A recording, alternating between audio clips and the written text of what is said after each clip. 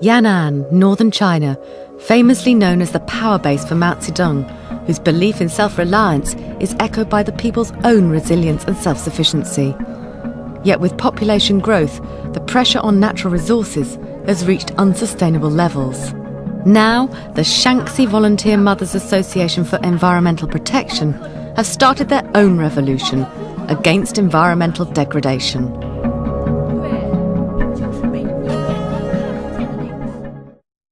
The traditional way of life and farming practices such as overploughing and using wood as fuel for cooking has resulted in serious soil erosion and the destruction of the environment.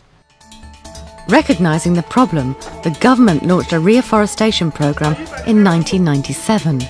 Key to its success were the Shaanxi Mothers, spearheaded by Wang Mingying.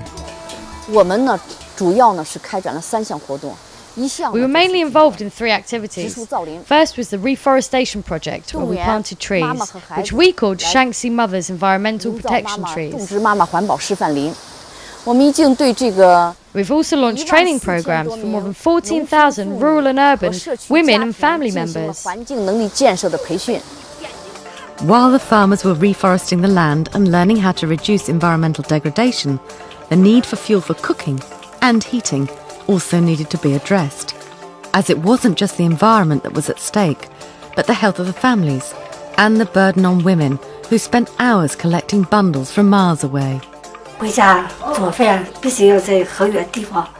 have to get firewood from far away and then I have to cook. It's horrible, and each time there is a lot of smoke and it's not good for my lungs and throat. It really is awful.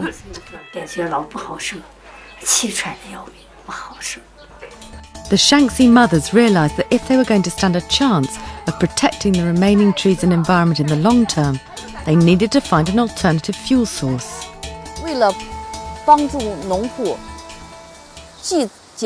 In order to help the farmers to reduce poverty and at the same time to help the environment, we started a project which was called the 4-in-1 system, so that we could use biogas for energy.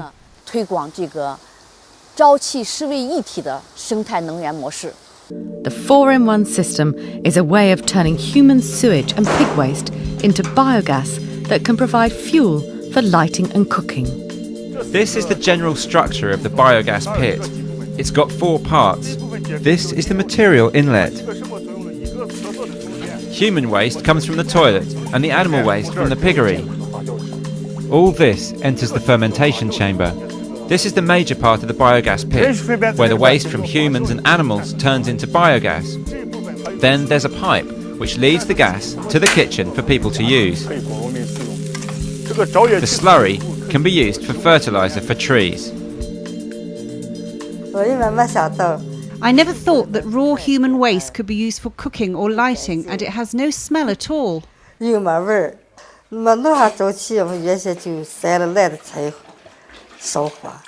I used to go far to collect firewood and spent a lot of money purchasing coal. Since using biogas, I am able to cook straight after working in the fields. It is very convenient and doesn't take too much time.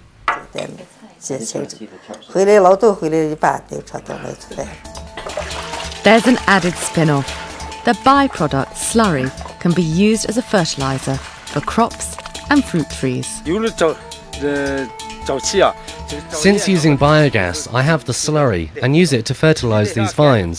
It's much more effective than the artificial fertilizer I used before. It helps the vines grow faster and to produce more grapes.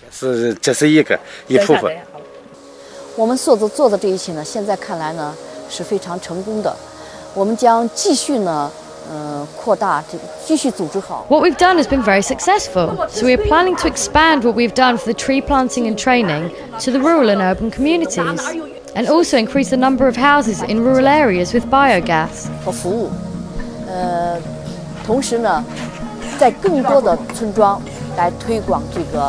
This is cheaper, cleaner, healthier energy, which is environmentally friendly and sustainable.